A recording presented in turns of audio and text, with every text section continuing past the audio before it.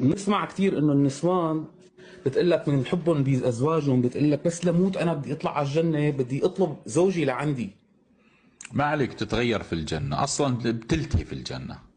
لا يعني المرأة بس هالشيء يكون عندها بيت جميل بتلتهي، بتنسى زوجها. فتخيل عندها قصر في الجنة وأثاث وكذا وأنهار فاضية لزوجها، هي ما عليك طب بتنسى. فرضنا طلبت زوجها لعندها، تمام؟ طلبت زوجها لعندها، بيجي هو نفسه ولا بيجي حدا يعني ولا حد يعني ثاني يقولها أنا؟ لا طبعا هو نفسه. لا ما فهمت علي، يعني هو شخصه نفسه، بركي هو ما بده يطلع لعندها، يعني ما بده يروح. هو ربنا يقول لك ونزعنا ما في صدورهم من غل، يعني بنسى ان زوجته النكديه بتتغير، هذه ام لسان الحربايه تتغير في الجنه. طب بركي شايف هو غير شوفه، يعني بركي شو شايف؟ حدا شو تاني. وين داخل مول جنه هذه؟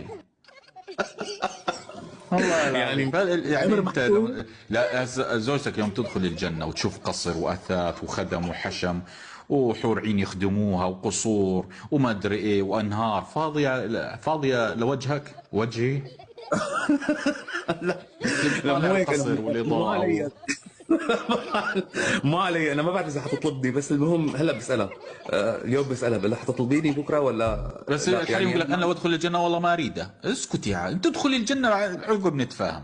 كثير حريم يقول لك انا والله لما ادخل الجنه يا دكتور والله لا اقول يا رب ما اريد زوجي. انت اسكتي ادخل الجنه بعدين نتفاهم.